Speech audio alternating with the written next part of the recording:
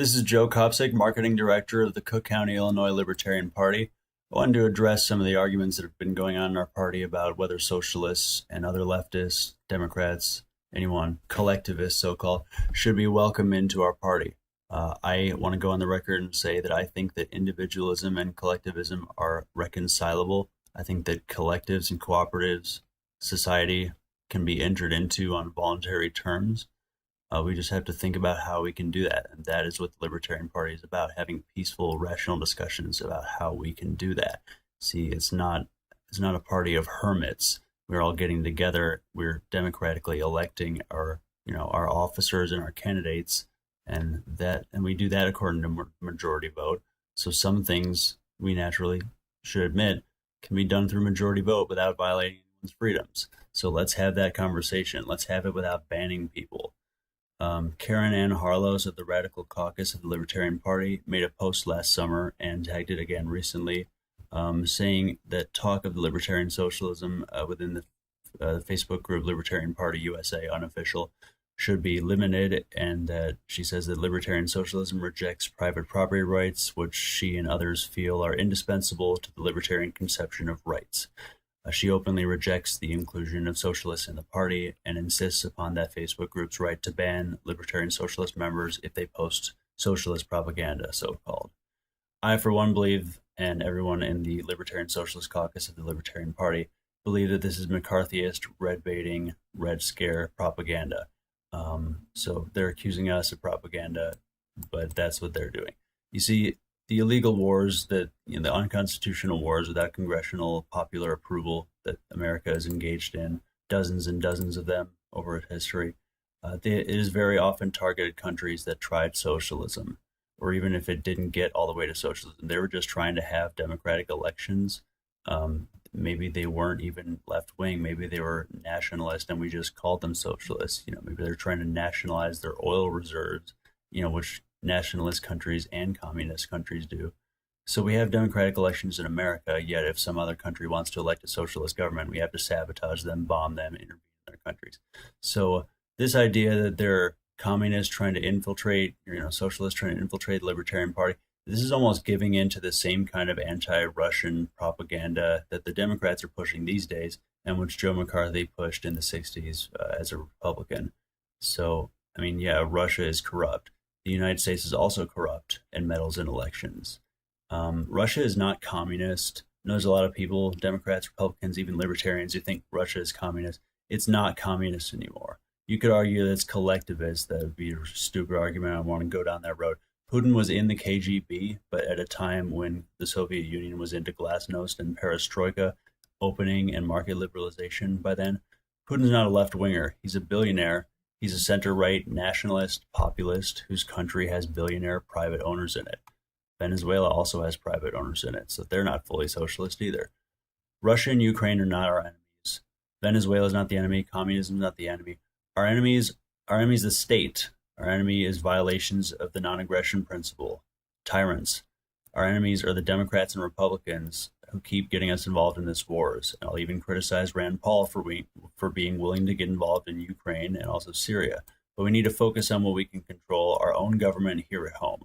Focus on making our parties better and more inclusive, whatever party you're talking about. The Libertarian Party needs to grow, and it can only do that if it stops being so dogmatic and welcomes everyone who believes in freedom and limited government, whether they believe in no government or voluntary government, or a voluntary legal order, or voluntarily living in a commune, as long as they don't call it communism, or else we'll have to bomb them. But yeah, we have to welcome everyone. We can't just say you have to be an Austrian school economist. So not everyone is intelligent enough to understand the Austrian business cycle. We can't expect. I've been studying libertarianism for 10 years. I still feel like I don't understand it. But this is discrimination against the Libertarian Socialist Caucus, but not just us, but against other left-wing caucuses in their party.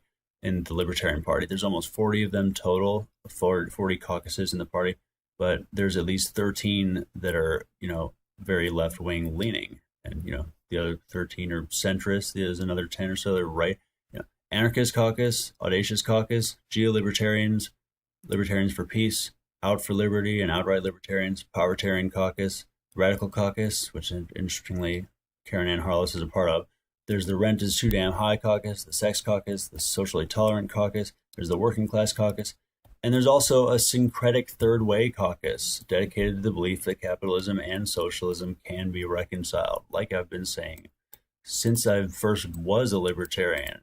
So we're going to be just discriminating against Democrats, anarchists, radicals, socialists, potentially even dissidents from countries that may have tried socialism or communism, whether it was affiliated with the USSR or not.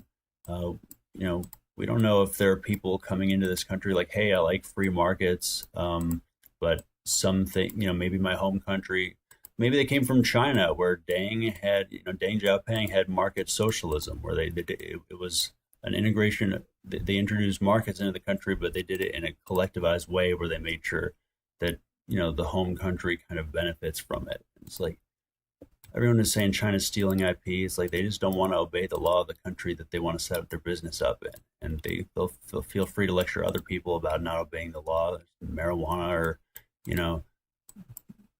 coming into the country illegally. Like, who cares? Anyway, other people outside the party, like undecided, disenchanted voters who may not care about the Austrian school, they just want to make the government better, more responsible, smaller, streamlined, more efficient, have a way to pay for things, and they don't want to bomb people in foreign countries. They want to let other countries try whatever, and if they fail, like, we don't have to bail them out if we don't want to. We also don't have to bomb them to stop. See, we bomb them before we can even find out whether socialism that they're trying works. So trying to keep people out of the Libertarian Party, or trying to kick people out who are doing nothing more than peacefully disagreeing with us, is keeping the party small. And the Libertarian Party cannot afford to avoid growing, or else we're not going to win.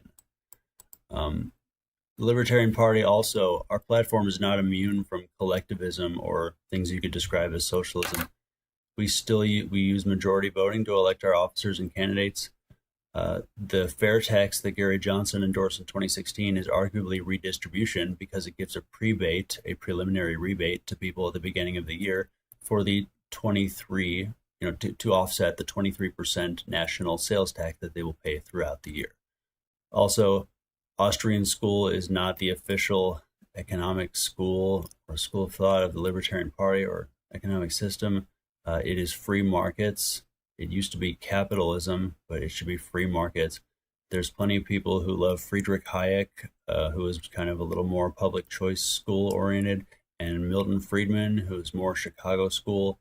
And just because they support, or just because they are saying that some public policies are less harmful than others, it's like some libertarians are just like, oh no, it's socialism.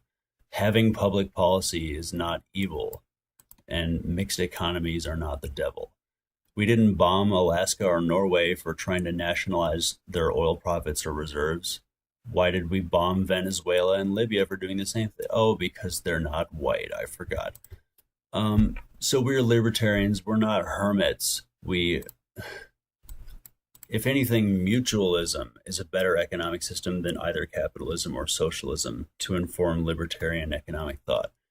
You have to know something about, there has to be a relationship between the individual and the collective that they're dealing with. If you look up Pareto optimality, it explains how and under what conditions free markets can produce fair conditions. But all transactions must benefit all parties involved. It does not mean we can assume that all parties were benefited just because a transaction took place. That's not what voluntary exchange means. So like I said, collectives can be joined voluntarily. You can join a voluntary commune, a planned community, and it's like, who would agree to be held to the terms of a contract they don't feel that they can live up to? All I'm asking is that the social contract be in writing, and that if someone approves of a social contract, they should be able to sign it and be held to it under whatever conditions they negotiate with whoever's enforcing that and the other people involved. Socialism has worked before. Venezuela is not the best example of socialism. Like I said, it still has private ownership. Oil is nationalized, though. That doesn't make it necessarily socialism. You could argue that that's nationalism. That economy arguably failed because of what's called a resource curse. They have a resource, oil, they have a lot of it, and all got harvested and they don't have anymore. And they tied the future of the country, it tied the future of people's finances, the populace's finance, to the future of oil, and the price collapsed. And now they're just trying to get enough food and toilet paper. And there's a lot of multinational companies that cannot, they say they can't afford to lower their prices, and they refuse to lower their prices so that Venezuelans can afford those things. So people, as a result of this, people in Venezuela are working together to provide everyone with food, and they're only able to do that because their government isn't stopping them, and it is working with them. The government is stopping people, however, in America from getting food to the people that need it, because that would lose profits, that would lose money for agro-industrial firms who have all the money and the food in the world already. And anyone who believes that corporations create all jobs and generate all revenue that we use to keep the welfare state afloat, they're going to think that's a problem. They're going to think that's going to lose jobs. That's only a problem for the super wealthy and the established firms that already exist. What about people who are jobless and starving? Joy Behar said on The View to Meghan McCain, who was criticizing socialism, she said, Norway, Sweden, Finland, Denmark, and Iceland, she said those are all examples of socialist countries. Really, they're quasi-socialists. They're arguably socialist influenced. They still have a degree of, high degree of either capitalism or free markets or state ownership. And they're kind of neoliberal. It's democracy and capitalism combining. Notice I didn't use the word socialism in that description of neoliberal. It is not socialist. People like Nancy Pelosi, Hillary Clinton, they've said they are not socialists, they're capitalists. Sanders is closer, of course. But anyway, those countries, Norway, Sweden, Finland, Denmark, Iceland, they have high levels of economic opportunity and high levels of economic equality. And you can't characterize that as just socialism or just capitalism. You could arguably say it's free markets. I think market mutualism or market socialism is a better description. But you got to know about things like Rhine capitalism, ordoliberalism, state socialism of Otto von Bismarck, and tripartism. You have to know what these things are. There's very vague differences between them. And you can't just call everything socialism just because it's not what's coming out of your mouth. The best examples of successful socialism, albeit for short bursts of time, I'll admit, because usually other countries, usually capitalist countries, sometimes even conspiring together with each other, even if they were former enemies, destroyed those attempts at socialism. The USSR in 1922, around those times, was okay. Wasn't perfect, obviously. The Paris Commune of 1871 had some good things about it, but the free marketer Gustave de Molinari criticized it as quasi-monopolist. He argued that it was replacing, one monopoly of government, the French one, with another. Really, anarchists fought in Paris to defend themselves against France and Prussia. They were conspiring with each other, their former enemies, to destroy these anarcho-communists who wanted they wanted Paris to govern itself. What's wrong with that? Look up Rojava in southeast Turkey. I don't know if that's how it's pronounced. Rojava, the feminist Bukchinists who are grouping together in military columns and trying to have libertarian socialism.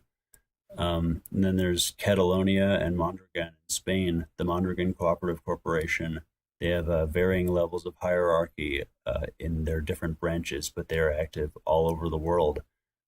It's a company that takes consumers and workers' interests in mind when they produce whatever it is they produce, which is a lot of different things, apparently. And there's Catalonia in northeastern Spain, which includes Barcelona. They want to be independent, and I think if they become independent, which could happen within 10 years, I think they will be a very strongly socialist or socialist-leaning country because they have that history of socialism. You see, you could argue that Catalonia or Paris Commune or whatever only lasted a year or two or three or whatever, but the Catalonia existed because people were trying to defend people against the Nazis. They had to secure areas from, not Nazis, Franco's phalangists, who were, Nazis were kind of inspired by several years later. They had to keep these territories free of phallangist, quasi-fascist. Well, they were fascists. They had to keep them free of fascist control and to liberate these areas one by one. And Catalonia was one of the areas that was liberated. And those people, a lot of them joined together and fought. And yeah, they were socialists and they were anarchists, but they were also Republicans and libertarians at the same time. The people that were fighting were fascists. You could use whatever label to describe them, but they were fascists. Libertarian conservatives and libertarian communists can get along. Enrico Malatesta, an anarchist, said, imposed communism would be tyranny. So he's agreeing with libertarians here. And free and voluntary communism is ironical if one lacks the right to live in a different regime, collectivist, mutualist, individualist, as one wishes, always on condition that there is no oppression or exploitation of others. So that sounds pretty good. That sounds like a voluntary society where you can be as collectivist as you want, as long as you don't bother anyone. But Caryn Ann Harlos of the Radical Caucus of the Libertarian Party, the anti-socialist, she says that shared, collectively owned property is not socialism. It's kind of true, and I'll get to that in a minute, but here's something that Ron Paul said that's very similar to what Enrico Malatesta said. Ron Paul said, the one interesting thing about liberty, if you have a truly free society, is that you would be very tolerant of other people, whether it's their lifestyles or whatever they do, because if they don't hurt you, just leave them alone. Even in an economic sense, it's okay. So if we have a free society and a group of people want to get together and have a socialist community and share the wealth and work together and have joint ownership of property, let them do it. It's all up to them. But it doesn't work for very long. It can work until we consume our wealth. And then he said a few more critical things about socialism. But the point is, Ron Paul is disagreeing with Caryn Ann Harlos here. I know Ron Paul hasn't been involved with the party, in a while, but he inspired a lot of people to consider joining it. He inspired me to consider joining it. And he is here saying in this quote that socialism does include when you collectively own and share property.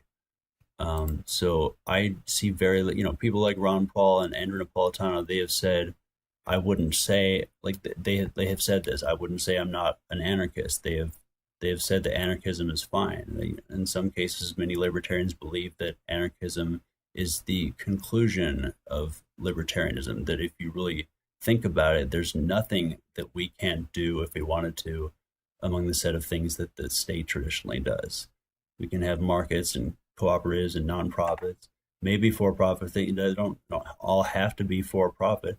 See, capitalism is not the only private alternative to the state. Private just means non-state actors. It doesn't have to mean for-profit. It definitely doesn't have to mean government continuing to protect the things that it stole from the people that it wants to call private property, which is really more accurately called stolen property, stolen goods, not even property.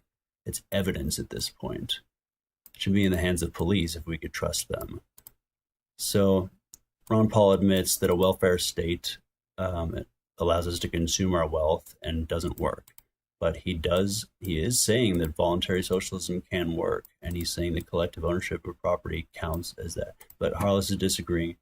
In a sense, she has a point, because you have to seize illegitimate property titles and give them back to the people they were stolen from the people who received no compensation when those properties were taken from amidst them. They may have not been compensated if the property was taken or damaged or developed in a way they didn't agree with. So yeah, in a sense, collectively owned property is neoliberalism. It is an attempt to kind of assuage and prevent further calls for more socialism. So here's the thing, libertarians, if you really think that socialism always fails, then just let it fail. Let libertarian socialists fail. But win the argument without lying about what we want, without lying about socialism, without blending all these different varieties of collectivism together to the point where you think Nazis and socialists are the same thing, for fuck's sake. And stop sabotaging socialist countries, intervening in their elections, setting up coups. If socialism really does collapse under its own weight, it doesn't need the weight of American bombs or your false arguments, strawman arguments, on top of that weight to collapse it. If you don't like socialism, then be a good socialist by boycotting the Libertarian Socialist, the Libertarian Socialist Caucus. You don't have to try to ban us from your conversations. Everyone's gonna, anyone can say, just look up the Lockean proviso. That is a perfect. It just says, yeah, take all the land you want. Just don't take so much land that nobody else has nothing left. And when you have a land regime and a legal set up around that land regime that lets just the first person take all the land they want, then you're just basically bowing to the pharaoh, the guy who tried to conquer the world 4,000 years ago. And you don't turn the land. If you're a libertarian, you're supposed to support land markets, not a first come, first serve system where the first nut to claim that he owned everything, the guy who's dead, like his grandchildren and all their businesses, they get to own everything. Fuck that. Rent is theft. The capitalist libertarians say that we don't respect property rights and we want to steal private property. But they know damn well that we believe private property means privately owned means of production, that is, factories, plants, farms, large, hard-to-move machines that are essential to the labor process that people's lives depend on and that make sense to be cooperatively owned instead of owned by one person and rented out at interest by people who use it every day. It's a major inconvenience. But they want to pretend that private property includes personal possessions, things not essential to the labor process, like small mass-produced items that you could get for almost nothing. Toothbrushes, newspapers, food. We don't want to steal those things. We don't want to steal anything. We want to make sure that working people are justly compensated for their labor. We want to make sure they're not coerced. That's an NAP violation. Not coerced out of the full product of their labor or out of the full right to own the things they buy with what they get for that labor. And we don't want them to buy living things, hopefully. I mean, the vegans will have a different definition of what I mean. I'm saying, you can't own slaves. You can't own the product of people's labor unless they're really okay with that.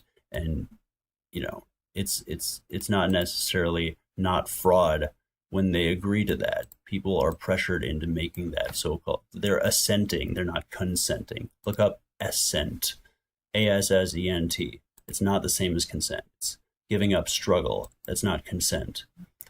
We want to return property to the workers that the government stole from them and gave to the government's cronies, which it did through sweetheart deal contracts that subsidized them with stolen taxpayer money, thus rigging the market and making it unfree and protecting domestic industry. That is completely against the free market. We do not endorse theft. We actually oppose theft more strongly than the people who are criticizing us, because we don't believe that the government and its cronies can acquire our property or the product of our labor just by getting together and writing a law that says so. And when I say law, I'm including a property title. And you're entitled if you think you're entitled to that property title. Just like the SJWs that you hate. We support the NAP more strongly. We don't support using threats, intimidation, or pressure or inducing people into desperate poverty just because that doesn't technically count as hitting them to get them to buy our products or to sign a contract. That is coercion, even if it is not overt violence. Coercion puts people under duress that makes their agreements invalid. And coercion is a soft form of force because it carries with it an implicit threat.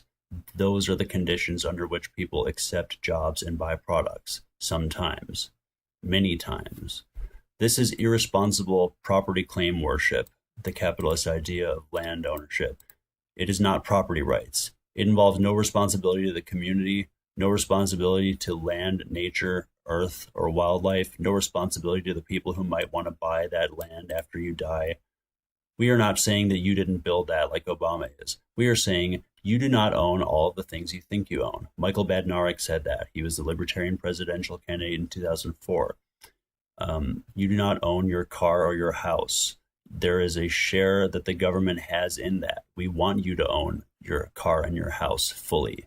But you cannot destroy what you didn't create. So don't pretend you can just make land unusable, pollute it, destroy it, and you can't use it to exclude people, deprive people, pressure other people into needing land more so that you could profit from that land that you already own because it's therefore more valuable because more people are being born off it and more people need to have that land.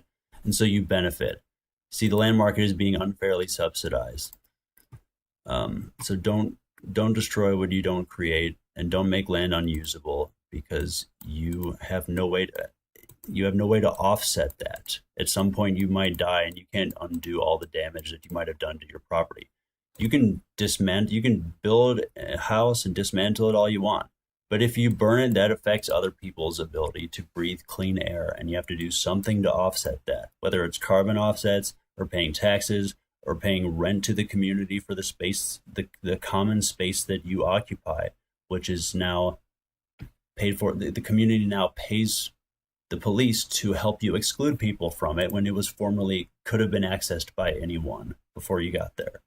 That's why there has to be a mutual relationship between the owner and the community. People say to this, well, after a certain point, you just have to forget about seized land titles. You just have to forget, everyone, the Native Americans fought wars against each other and they had conflicts over profits, blah, blah. You can never track the property owner back to its original source, blah, blah, blah. This only goes after a certain point, but it goes after government property has been returned to its rightful owner, after the tribal contracts have been honored. In Israel, I would say after the West Bank is no longer occupied. Once there's no stolen property lingering out there whose thief still owns it, then we can have a free market, and then we can protect all of the existing property claims. Not the crazy ones that says I own the sky and the satellite can't fly over me without paying me. I mean, there's a point when it comes to the near space over you and like drones hovering over you collecting information without your permission, but it only goes so far. You can't prevent plane travel and satellite travel over you because there's no way you would be able to defend such a large area without an army. For that simple reason, private property is statism and it enables statism, and it can't exist without statism. Look up Pierre-Joseph Proudhon's definition of private property. His explanation of why it's theft. It requires theft. Personal possession does not require theft. Owning a small parcel of property and owning things that you need, you do not need to work hard to convince people that you earn or have the rightful titleship or use of those things, and you just have to defend it. One person can easily defend a small area. You need an army to defend large claims, like plants, factories, farms. Rothbard believed in seizing illegitimate property titles. That is why socialists have a place in the Libertarian Party. People think Rothbard believed in the police instantaneously administering justice against even petty thieves, but he was actually referring to how property should be protected after all stolen property is returned to the victims, after all property being defended was truly earned without violating the NAP. Only that point can we have a free market where existing private property claims are actually valid. I just misused the word private property, excuse me. Rent is theft if you're renting stolen property that government conquered. Renting out stolen property violates the NAP, the non-aggression principle, because it allows someone to steal and then profit from stealing without repercussions. That is red market activity, which means it is both wrong and illegal at the same time, which means it is rightfully illegal because it is wrong. A lot of these libertarians that I'm talking about, they're nihilists who assume that because something is illegal, it must be right almost. I wouldn't say they all think that, but some of them seem to have not really thought about it. It's the problem. You don't think of it. Having a land title, as I implied earlier, leads to entitlement. It makes you think that you don't have to do anything to protect it, and that government should, and that government has to, and that someone's got to be made poor so they're desperate enough to be a cop or a security guard as licensed by the state, so that they have to do it instead of you. You can get your friend to protect your property, your family, but you can't impoverish someone and being desperate enough to do it for you at a low wage, where they can't survive, they can't even be awake to defend your property because they're so poor and struggling and running around all the time because you're not paying them enough. So this is statism. It is not protection of property rights. That's not standing for property rights or some ideal that we need that includes our bodies. Is a bunch of nonsense. The self-ownership. Protection of property rights is not a basic government function. Nothing's a basic government function. Government can't do anything right. If people want to make ridiculous claims about where their property lines extend to, if they want to use their property to trap and deprive and taunt people, I don't want the state to help them do that. I don't want anyone to help them do that. I want to wait till they're off their property, and then I want to watch them try to conform to other people's rules about here's what you have to do to live in a civilized society. You have to not scream racial epithets at me and try to use your property to torture me. The state is not necessary to protect property, at least not if you're making ridiculous, grandiose claims about what your property is. Owners are irresponsible unless they do some part, at least, to protect their own property. The state has no basic functions. All services can be provided through the market. That includes private security, arbitration, dispute resolution, contract enforcement, even jailing. But it's not to say I support for-profit prisons. Those things don't have to be for-profit. Like I said, non-state actors, that's what private means. It doesn't necessarily mean for-profit, or there's a profit motive, or the people are being exploited. It just means a not state-affiliated actor. It could be a cooperative or voluntary association that drafts standards that people voluntarily abide by and develops licensing and permit systems that are trusted on a voluntary association basis, trusted by reputation and by merit. Not that state endorsed, so people assume, oh, the state says it's good, it must be good and safe and healthy. Nope. Violent criminals would be targeted, not petty criminals, so you don't have to worry. Even if for-profit prisons existed, you'd only have to worry about lobbyists and the power of the state to grant people their lobbying requests that we make more things illegal so that we have more prisoners in jail. Libertarians do not want that, at least not the sane ones. Definitely not me. So when we were talking about rent as theft, we're not just talking about rental of apartments. We're talking about a broader definition of rent. Economic rent, look it up. It includes rent, interest, profit, and usury. And that is surplus finances that are not earned, that are coerced. It includes things like, a free market is supposed to eschew entry fees. You're not supposed to have to pay fees to get into a market. It's like liberals are just like, oh, how are we ever going to have jobs unless people, get a permit or a license to be to start a business and start competing against? What do you want to do? Protect the giant multinationals against competition? Why don't you want to make it easy to compete against these giant companies?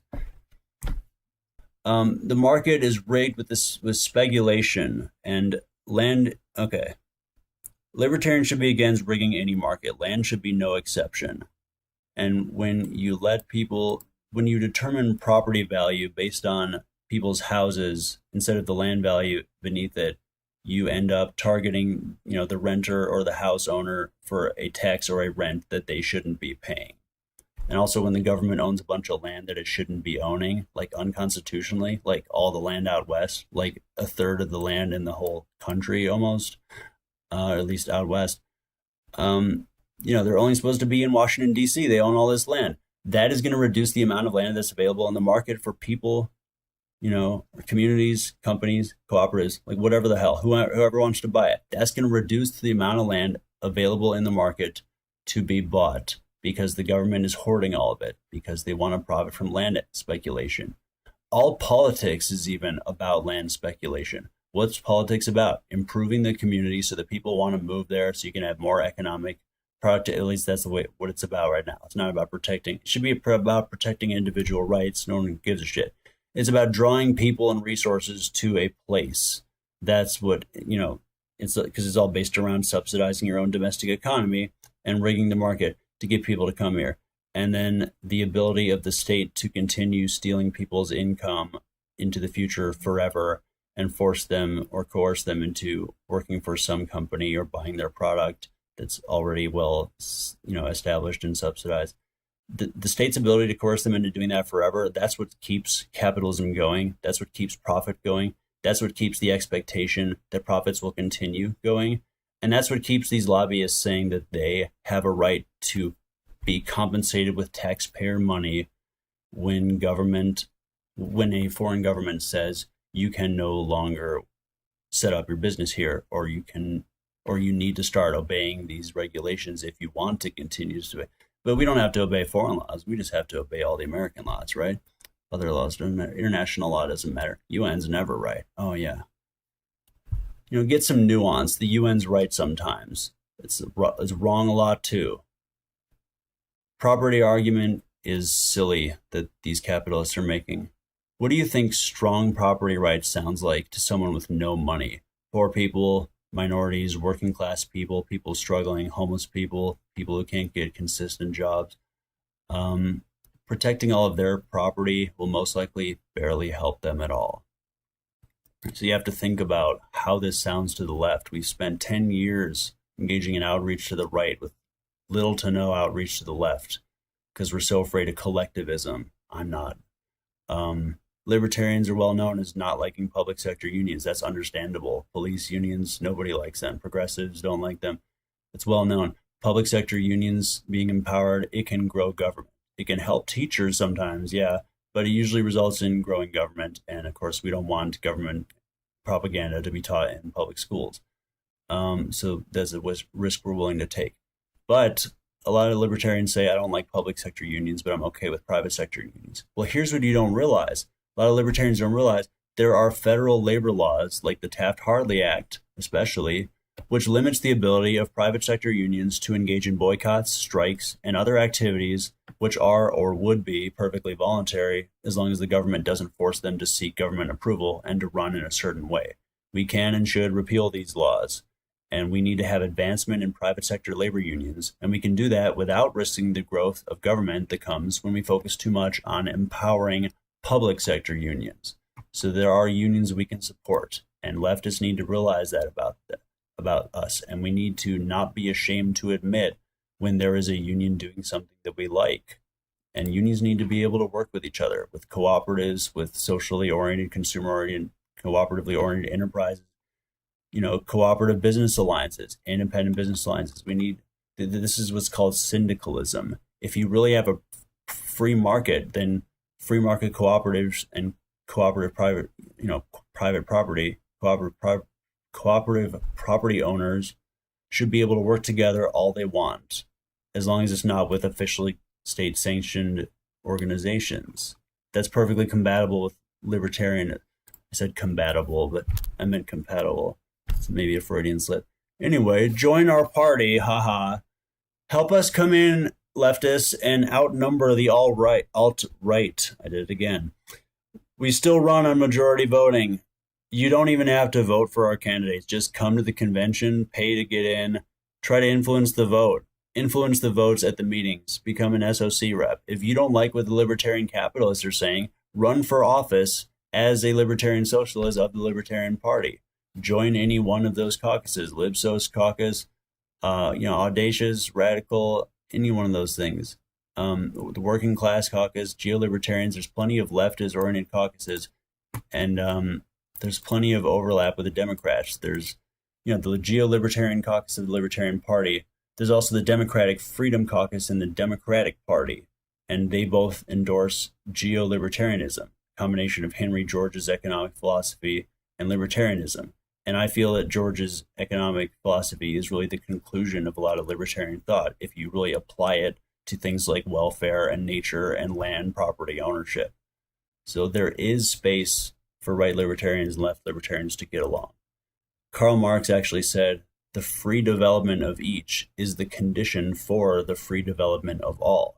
Basically saying that the commune can't be free unless everyone in it is satisfied. That's basically what Max Stirner said. And a lot of people who are new to Stirner, who are libertarians, they thought that he was a capitalist because of how individualist he was. So there's plenty of room to get along over individualism specifically, and markets that are free and fair at the same time, which is possible.